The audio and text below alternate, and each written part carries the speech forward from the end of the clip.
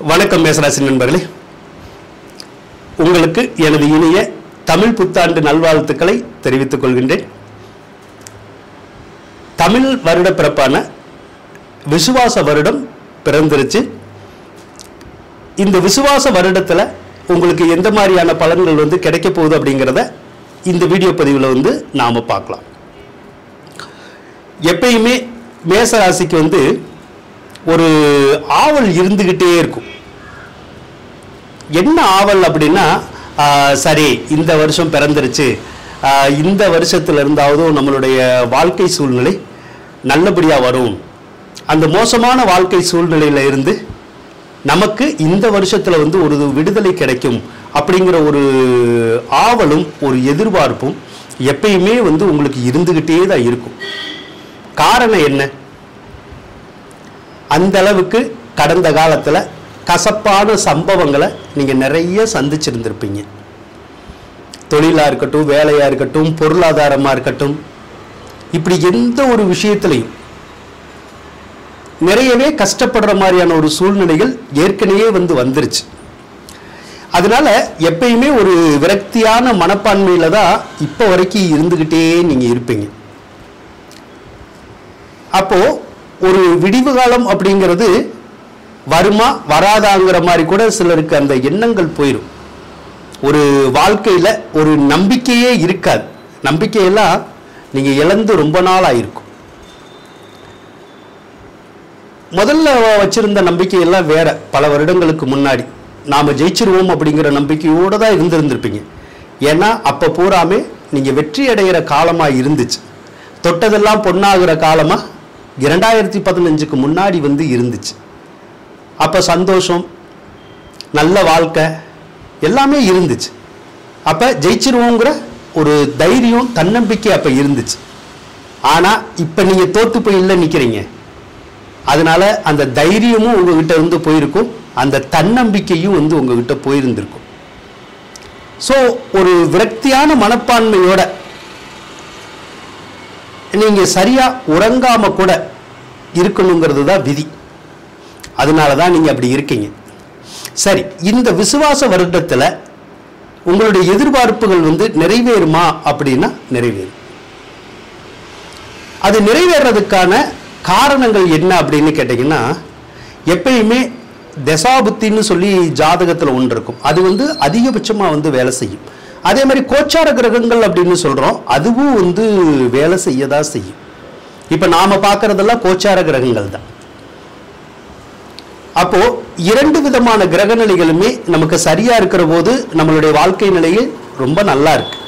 அல்லது இரண்டுல ஒண்ணு நல்லா இருந்தா கூட ஒரு லெவலுக்கு நமக்கு ஓடிடுது. ரெண்டுமே நல்லா இல்லை அப்படின்னா தான் நம்ம படாத பாடுபடுற மாதிரியான ஒரு சூழ்நிலை உருவாயிருது. இந்த தமிழ் புத்தாண்டான விசுவாச வருடத்துல சில கிரக நிலைகள் பயிற்சியாக போகுது.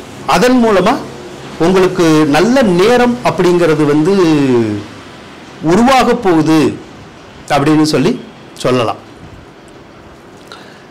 எந்த மாதிரியான கிரகங்கள் அப்படின்னா, முதல்ல சனி பகவான் தான் உங்களை ஏகப்பட்ட வழியில சிக்கல்ல மாட்டி விட்டு சிரமப்படுத்திடுச்சு. அந்த சனி பயிற்சி இந்த விசுவாச வருடத்துல நமக்கு இல்லை. வாக்கிய பஞ்சாங்கத்துப்படி கிடையாது. திருக்கணிதத்து பஞ்சாங்கத்துப்படி தான் சனி பயிற்சி இருக்கு அப்படின்னு சொல்லுவாங்க. அந்த சனி பகவான் இவ்வளவு நாள் அந்த ராகுனுடைய நட்சத்திரங்கள் இதுல எல்லாம் நின்றுகிட்டே இருந்துச்சு. அதனாலதான் அது கொடுக்க வேண்டிய பலனை உங்களுக்கு கொடுக்க முடியாம போயிடுச்சு. ஆனா இப்ப ராகுனுடைய நட்சத்திரத்துல இருந்து அந்த சனி விலகிருச்சு. அப்போ சனி பகவான் கொடுக்க வேண்டிய அந்த நற்பலன்கள் அப்படின்னு சொல்லுவோம், அதை இனிமேல் உங்களுக்கு ஈஸியா கொடுக்கும். அதாவது சனி உங்களுக்கு கொடுக்க வேண்டிய பலன் என்னன்னா, தொழில், வேலை, அதே மாதிரி எடுத்த காரியத்தில எல்லாம் வெற்றி பெறது. இந்த மூணு விஷயங்களை தான் சனி பகவான் அதிகமா செய்வார். அப்போ இனிமேல் இந்த மூணு விஷயமுமே நல்லா இருக்கும். வேலை, தொழில், நாம செய்யக்கூடிய எந்த காரியமும் வெற்றி பெறது. போதுமே, இது நல்லா இருந்துச்சுனாலே நம்மளுடைய வாழ்க்கை நல்லா தான் இருக்கும். அடுத்து ராகு பகவான் வேற பயிற்சியாரார். ஏப்ரல் 26ஆம் தேதி பெயர்ச்சி ஆவார் வாக்கியப்படி. அப்ப ராகு பகவானும் ஏற்கனவே உங்களை துன்பப்படுத்தணும்னே இருந்தார். எந்தெந்த வழியிலாம் உங்களுக்கு விரைய செலவை கொடுக்க கூடாதோ அவர் தான் கொடுத்துக்கிட்டே இருந்தார். பண தட்டுப்பாடுன்னு நம்ம சொல்றோம்ல, அதாவது ஏதோ ஒரு வழியில பணம் கிடைக்காம நம்ம அலையிறது, அடுத்தவங்கள்ட்ட கடன் கேட்கிற மாதிரியான ஒரு சூழ்நிலைகளை உருவாக்குறது, நம்மள மன உளைச்சலை உருவாக்குறது, தூங்க விடாம செய்யறது, இந்த மாதிரியான வேலைகளை ராகு பகவான் தான் உங்களுக்கு செஞ்சுக்கிட்டே இருந்தார்.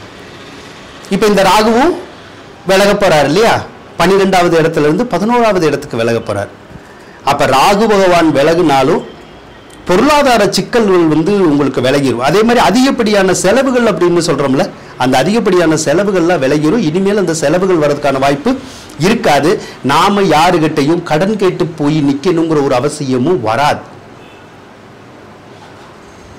அதனால ராகு விலகுனாலே கிட்டத்தட்ட அதுல ஒரு 40% ஒரு நல்ல வாழ்க்கை நமக்கு உருவாகிரும். அதுக்கப்புறம் குரு பயிற்சி வேற வருது, இந்த வருடத்துல தான் வருது. மே மாசம் 11ஆம் தேதி வரும். அப்ப குரு பகவான் என்ன பண்ணுவாரு? குரு பகவான் தான் பணத்துக்கு அதிபதி. பணம் உங்களுக்கு கிடைக்குமா கிடைக்காதாங்கிறத குரு பகவான் தான் நிர்ணயிப்பார். அப்ப அவரு உங்க ராசிக்கு எப்பயுமே குரு பகவான் விரையாதிபதி தான். அப்ப விரையாதிபதி ஏற்கனவே 2வது ராசியில் இருக்கிற போது சரியான வருமானத்தை கொடுக்க மாட்டார். குரு 2ல இருந்தா நல்லா காசு கிடைக்கணுங்கிற விதி இருக்கும். இருந்தாலும் ஏதோ ஒரு வகையில சில நேரங்களில் கிடைக்க விடாமவும் செய்யும், கிடைச்சா தேவையில்லாத வழியில செலவழிக்கிற மாதிரியும் செஞ்சிருவார். ஏற்கனவே உங்களுக்கு அப்படிதான் இருக்கும். ஆனா இப்ப உருவாகிற குரு பயிற்சியில உங்களுக்கு விரயங்கள் குறைஞ்சிரும். ஏன்னா உங்களுக்கு அவர் விரையாதிபதி, அது 3வது இடத்துல இருக்கிற போது நமக்கு விரயங்களை குறைச்சிடும். அதே மாதிரி வருமானத்தை நமக்கு நல்லா கூட்டி கொடுக்கும். அப்ப என்ன செய்யும்? வேலை இல்லாதவங்களுக்கு வேலை கிடைக்கும், வேலையில இருக்கிறவங்களுக்கு நல்ல முன்னேற்றங்களை கொடுக்கும், ஓடாத தொழிலை ஓட வைக்கும், வெற்றி பெறாத காரியங்களை வெற்றி பெற வைக்கும், குழந்தைகள்னால நன்மையை கொடுக்கும், கோவில்னால நன்மையை கொடுக்கும், பெரியோர்கள்னால நன்மையை கொடுக்கும், கடன் காட்சிகளை முக்கியமா அடைய வைக்கும். இந்த வேலையை குரு பகவான் தான் செய்வார். அதே மாதிரி பிற கிரகங்கள் எல்லாம் பார்க்கிற போது இந்த விசுவாச வருடத்துல கோச்சார கிரகங்கள்னு எடுத்துக்கிட்டா உங்களுக்கு சிறப்பாக தான் இருக்கு. அப்ப இதுவரைக்கும் இருந்த கஷ்ட நஷ்டங்கள் எல்லாமே இந்த விசுவாச வருடத்திலிருந்து உங்களுக்கு விலக போகுது. நிச்சயமாவே விலகும். நீங்க கவலைப்படணுங்கிற அவசியம் இல்லை. ஏற்கனவே நீங்க மன உளைச்சலோட தானே இருக்கீங்க. சிலரெல்லாம் அழுகாத ஒரு உரையா தான் இருப்பீங்க. ஐயோ என் வாழ்க்கை போச்சு, என் சொத்து போச்சு, என் சுகம் போச்சு, என் பொண்ணு போச்சு, பொருள் போச்சு அப்படிங்கிற மாதிரி தான் உங்களுடைய வாழ்க்கை இருக்கும். ஆனா இனிமேல் அப்படி இருக்காது. இனிமேல் சொத்து போச்சுங்கிறதுக்கு பதில் சொத்து கிடைச்சிச்சு அப்படிங்கிற மாதிரி வரும். பொண்ணு தங்கம் போச்சு அப்படிங்கிறதுக்கு பதில் தங்கம் கிடைக்கும் அப்படிங்கிற மாதிரியான சூழ்நிலைகள் வரும். இதே மாதிரிதான் எதெல்லாம் உங்ககிட்ட போச்சோ அது பூராமே இந்த விசுவாச வருடத்துல உங்களுக்கு திரும்ப கிடைக்க போகுது அப்படின்னு சொல்லலாங்க. ஆக இதை சொல்றதுக்கு எனக்கே சந்தோஷமா தான் இருக்கு. ஏன்னா சந்தோஷமான ஒரு பலன்களை நம்ம சொல்ற போதுதான் சொல்றதுக்கு கூட நமக்கு ஒரு ஆசை வரும். அதனால நானே சந்தோஷமா தான் சொல்றேன். கண்டிப்பா அந்த சந்தோஷம் உங்களுக்கும் கிடைக்கும் அப்படின்னு கூறிக்கொண்டு விடைபெறுகின்றேன். நன்றி, வணக்கம் நண்பர்களே.